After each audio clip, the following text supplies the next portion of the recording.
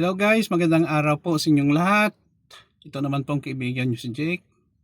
Kamusta na po kayo? Sana po ay nasa mabuti kayong kalagayan. Ako okay naman po, kahit paano, nakakasurvive din sa daily basis. Alam nyo guys, ang topic natin for today ay, I know, siguro almost all of us naka-experience din, no? You will not grow when you are in a wrong place. Ibig sabihin, kung napunta ka sa isang lugar, not necessarily na lugar na place, trabaho or pagninegosyo or organization, kung ang napuntahan mo ay hindi maganda, hindi ka talaga mag-grow. Ako guys, na-experience ko yan. Believe me, kahit magaling ka pa sa trabaho, sa isang organisasyon, government or private, kung mali na organisasyon ang napuntahan mo, ang mga tao dyan, mga boss mo, mga bossing natin ay hindi maganda at saka parang wala naman silang pakialam kung mag-grow ka or hindi, ang sa kanila lang para may magtrabaho lang dyan, you will not be successful in life, no?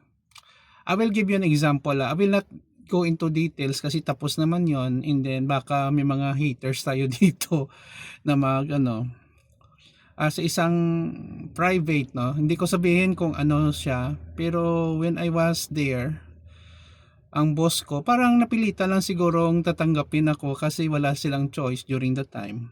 I will not go into details kung ano ng klaseng trabaho.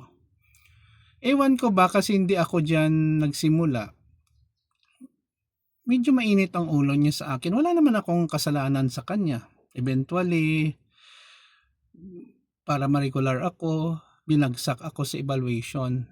Nagkamali lang daw siya. Alam ko naman na medyo ganon ang kanyang mga galawan Especially hindi ka sip-sip sa kanya. Hindi naman ako sip-sip, no? I'm just doing my job, uwi. Ganon lang, simple. Eventually, sige lang, umalis ako kasi nakita ko wala naman growth dito doon Hindi ako nag-grow. At saka hindi maganda mga kasamahan ko, mga plastic at mga naman backstabbers. So I just worked there for almost 2 years to gain experience and then lumipat ako. So what is the moral lesson of the story there? Actually, ang boss ko doon napalayas kasi may ginawa ding kalokohan ang gagon ang katangahan niya, no?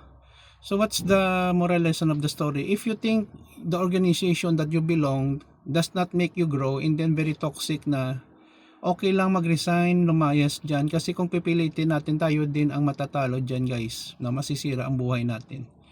Yun lang po guys, sana po minapulot po kayong aral sa video natin. Please like, share, and please follow me in my Facebook and YouTube channel.